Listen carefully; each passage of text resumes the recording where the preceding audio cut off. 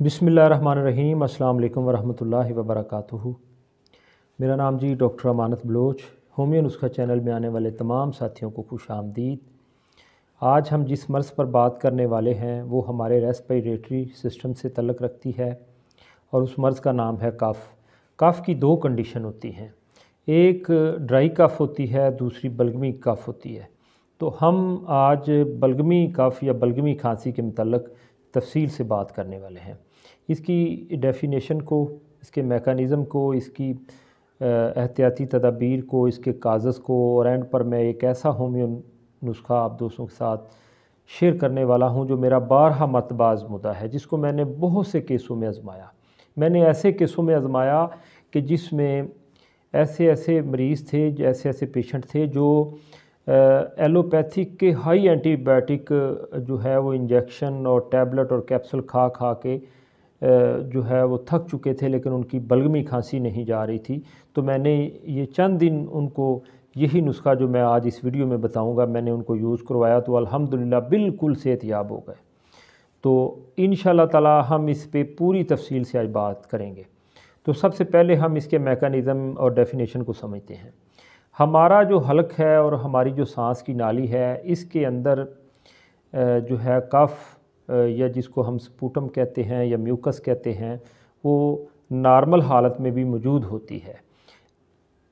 इसके मौजूद होने की वजह ये होती है कि जब भी हम सांस लेते हैं, हमारे सांस के ज़रिए कोई भी बैक्टीरिया, वायरस या पोल्यूशन या कोई डस्ट या कोई भी इन्फेक्शन ज़्यादा कोई भी हवा जब हमारे फेफड़ों तक जाने की कोशिश करती है, तो ये जो स्पूटम होती है या ये जो बलगम होती है, ये उसको सांस की नाली में ही रोक लेती है और उसको बलगम के ज़रिए बाहर निकाल देती है और हमारे फेफड़ों तक नहीं जाने देती, जिससे हमारे फेफड़े सेहतमंद रहते हैं और हम भी सेहतमंद रहते हैं।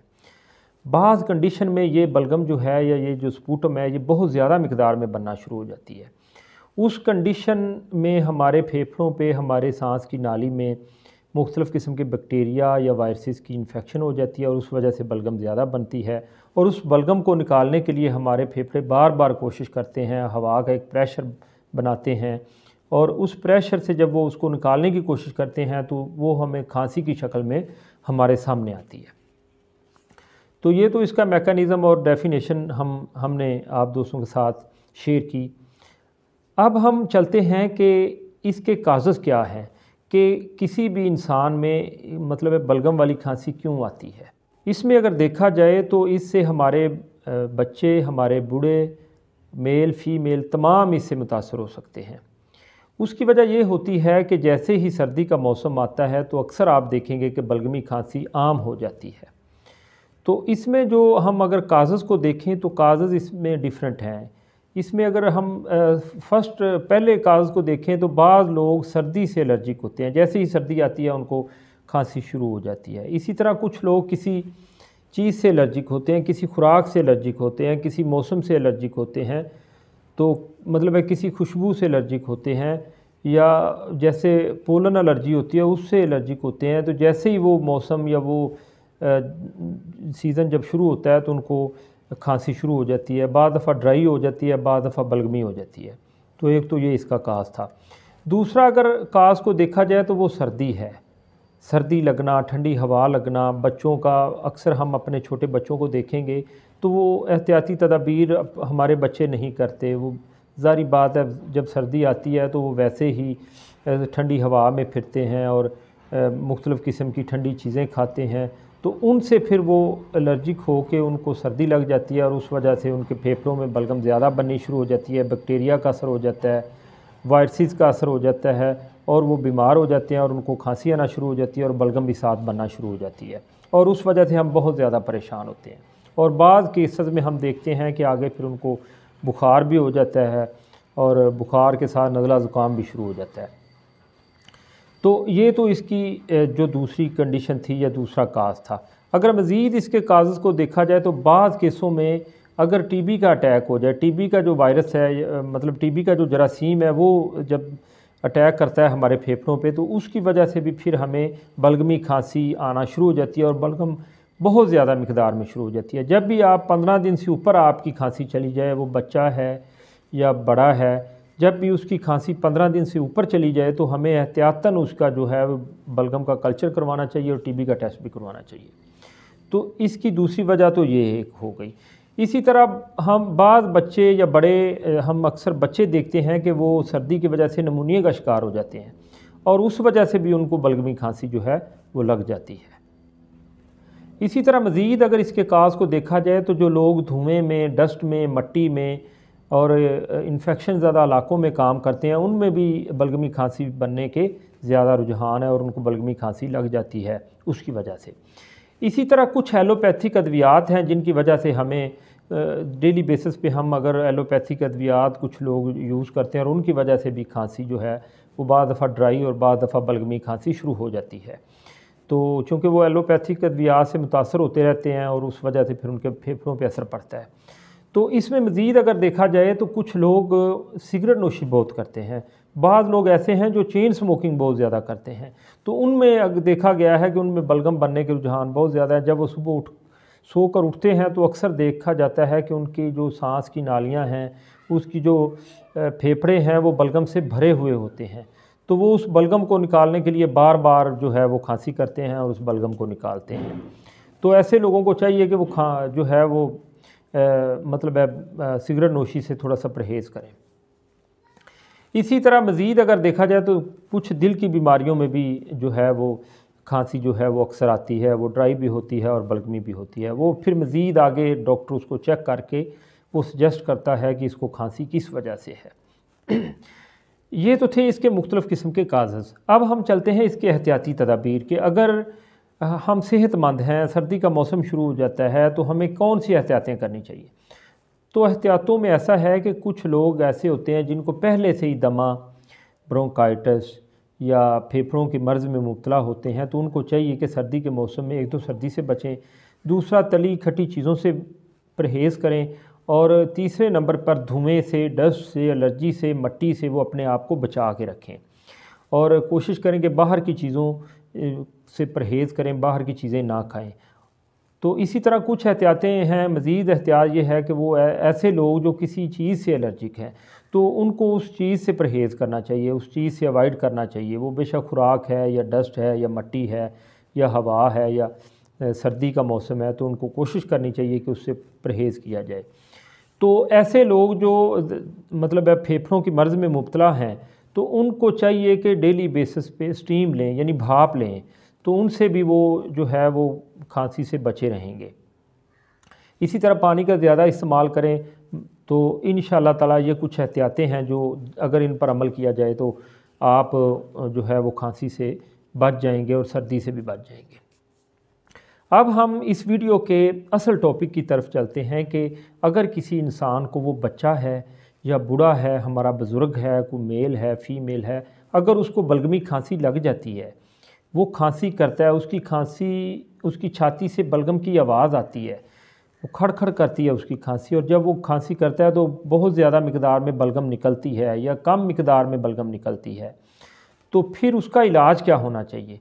तो चूँकि मैंने पहले बताया कि एलोपैथिक में मैंने ऐसे ऐसे केसेस देखे हैं कि इतने हाई एंटीबायोटिक दिए जाते हैं कि खांसी तो ठीक हो या ना हो, लेकिन आपके फेफड़े, आपका लीवर, आपका स्टोमिक बहुत ज़्यादा उस हाई एंटीबायोटिक से मुतासर होकर ख़राब हो जाता है। तो हमारे बच्चे हाई एंटीबायोटिक की वजह से मुतासर होकर उनमें मुख्तलिफ़ किस्म की डिज़ीज़ जो हैं वो आगे चल पड़ती हैं। तो लेकिन ये जो मैं इस वीडियो में नुस्खा बताने वाला हूँ, होम्योपैथिक जो नुस्खा बताने वाला हूँ, यकीन करें कि ये बहुत पेटेंट है, इसके किसी किस्म के कोई साइड इफ़ेक्ट नहीं है, बेशक वो बच्चों में आप दें या बड़ों में दें। तो ये बहुत ज़बरदस्त काम करता है और बलगमी खांसी को जड़ से ख़त्म कर देता है। तो इसमें कुछ अद्वियात हैं जो मैं आप दोस्तों को समझाने वाला हूँ। इनको कैसे यूज़ करना है, इनको कैसे लाना है, किस तरह बनाना है, वो सारा कुछ मैं आपको बताने वाला हूँ। इसको गौर से सुने। मज़ीद इसमें यह है कि आप किसी अच्छे होम्योपैथिक स्टोर पे जाएं, वहाँ से कोशिश करें कि होम्योपैथिक स्टोर से जर्मन की होम्योपैथिक मेडिसिन लें जो मैं बताने वाला हूँ। तो वो फिर घर ला के आप उनको इस्तेमाल करें तो इंशाल्लाह बहुत जल्द आप इस बीमारी से जो है वो छुटकारा हासिल कर लेंगे। तो इसमें पहली मैं आपको 4 ऐसी मेडिसिन बताने वाला हूँ जिनका आपने कम्बिनेशन बनाना है। तो उनके पहले नाम सुन लें। इसमें जो सबसे पहली मेडिसिन है वो है एपीकाक, इसको आपने 30 ताकत में लेना है। इसमें जो दूसरी मेडिसिन है वो है एंटम टार्ट, इसको भी आपने 30 ताकत में लेना है। इसमें जो तीसरी मेडिसिन है वो है बेलाडोना, इसको भी आपने 30 ताकत में लेना है। इसमें जो चौथी मेडिसिन है वो है जस्टिशिया, इसको भी आपने 30 ताकत में लेना है। तो ये चारों मेडिसिन आप होम्योपैथिक स्टोर पे जाएंगे, वहाँ से ये चारों मेडिसिन ख़रीदेंगे और वहाँ से उसी होम्योपैथिक स्टोर से एक खाली फ़ाइल 100 ml की ले लेंगे। उसमें इन चारों को बराबर मिकदार में आप मिला के इनको अच्छी तरह 10 झटके दे देंगे अपने हाथ पे। जब 10 झटके देंगे तो आपके पास ये एक फार्मूला तैयार है जो बलगमी खांसी के लिए, बलगमी खांसी को रफ़ा करने के लिए बेहतरीन नुस्खा है। इसके किसी किस्म के कोई साइड इफ़ेक्ट नहीं है। जब ये फार्मूला आप बना लें, जब ये आपके पास कम्बिनेशन बन जाए तो फिर इसको यूज़ कैसे करना है। बड़ों में इसके 10-10 कतरे आपने हाफ़ कप पानी में दिन में 3 से 4 मरतबा देने हैं। अगर कंडीशन ज़्यादा ख़राब हो तो 4 मरतबा भी आप दे सकते हैं। तो इसी तरह दिन में 3 से 4 मरतबा हाफ़ कप पानी में 10 ड्रॉप आप डालें और उसको पी लें। खाना खाने के आधा घंटा बाद ले लें। तो अगर बच्चा है 2 साल से ऊपर का बच्चा है, 2 साल से 12 साल तक का उम्र का बच्चा है, तो उसमें आपने 5 कतरे दिन में 3 दफ़ा देने हैं हाफ़ कप पानी में। अगर मतलब बिल्कुल छोटा बच्चा है तो उसको आप चम्मच में भी दे सकते हैं 5 कतरे डाल के। तो इसी तरह जो 2 साल से छोटा बच्चा है उसको आप 1 चम्मच पानी लें, उसमें उसके इस कम्बिनेशन के 2 कतरे डालें और दिन में 3 दफ़ा जो हैं वो आप उस बच्चे को पिलाएं। तो उसकी जो बलगमी खांसी है, नमूनिया है, बेशक उसको बेशक दमा है पहले से, उसको मौसम का असर है, सर्दी की वजह से उसको खांसी है, नज़ला ज़ुकाम है, तो ये जब आप मेडिसिन देंगे तो उसका बिल्कुल उसकी छाती साफ़ हो जाएगी और खांसी उसकी रुक जाएगी। इस तमाम कम्बिनेशन के साथ कुछ टैबलेट हैं जो मैं आपको बताने वाला हूँ। पहली जो टैबलेट है वो है काली सल्फ़, ये आपने 6x ताकत में लेनी है। इसके साथ जो दूसरी टैबलेट है वो है नैट्रम सल्फ़, ये भी आपने 6 ताकत में लेनी है, 6x ताकत में लेनी है। तो बड़ों में इसकी 4-4 गोलियां आप दिन में 3 दफ़ा चबा के, ये कड़वी नहीं होती, ये मीठी सी होती हैं, इनको आप 4-4 गोलियां बड़ों में चबा के, 4 गोलियां सुबह, 4 गोलियां दोपहर, 4 गोलियां शाम को चबा के यूज़ करें। पहले आप काली सल्फ़ की ले लें, फिर आप नैट्रम सल्फ़ की 4-4 गोलियां दिन में 3 दफ़ा लें। अगर बच्चा है तो उसमें आप 2 साल से ऊपर वाला बच्चा है तो उसको 2-2 गोलियां दें। अगर 2 साल से नीचे बच्चा है तो उसको आप 1-1 गोली चम्मच में पानी में घोल के बच्चे को आप पिला सकते हैं, 1 गोली काली सल्फ़ की, 1 नैट्रम सल्फ़ की। तो ये आप कम्बिनेशन उन तमाम पेशेंट को देंगे जिनको बलगमी खांसी है, जिनकी छाती से बलगम की आवाज़ आती है, जिनको मौसम जैसे ही सर्दी का मौसम शुरू होता है उनको बलगमी खांसी लग जाती है और उनकी जो है नोज़ वो निकल आती है और उनको नज़ला ज़ुकाम शुरू हो जाता है और फिर उनको खांसी लग जाती है और उनकी फेफड़े जो हैं वो बलगम से बंद हो जाते हैं, दमे की कंडीशन बन जाती है। तो ऐसी कंडीशन जिसमें सांस तंग हो जाए, फेफड़े बंद हो जाएं, इसमें आप ये पूरा कम्बिनेशन जो है ये जब आप देंगे तो आप देखेंगे कि 2 से 3 दिन के अंदर अंदर आपका पेशेंट बिल्कुल ज़बरदस्त हो जाएगा। तो इसको आप 1 हफ़्ते तक अलामात के मुताबिक देते रहें। अगर कुछ हिस्सा बच जाए तो 1 हफ़्ते से आप ऊपर ले जा सकते हैं, 2 हफ़्ते तक भी इसको दे सकते हैं। तो इन तमाम अद्वियात के किसी किस्म के कोई साइड इफ़ेक्ट नहीं है। तो इसको आप बिला झिझक बच्चों में, बड़ों में, मेल में, फ़ीमेल में इक्वल आप दे सकते हैं। तो इसके ना तो आपके किसी मेन आर्गन को ये डैमेज करेंगे, आपकी सेहत पे ये बुरा असर नहीं ये अद्वियात डालेगी और आप इंशाल्लाह बहुत जल्द जो है इस मर्ज़ से छुटकारा हासिल कर लेंगे। तो मैं उम्मीद करता हूँ आपको मेरी ये वीडियो पसंद आई होगी। अगर पसंद आई है तो प्लीज़ मेरी इस वीडियो को लाइक कर दें, मेरे चैनल को सब्सक्राइब कर दें, बेल आइकन के बटन को भी प्रेस कर दें और इससे हमारी हौसला अफजाई हो जाती है। तो दुआओं के साथ सलामत रहें जी। अस्सलाम वालेकुम वरहमतुल्लाहि वबरकातुहू।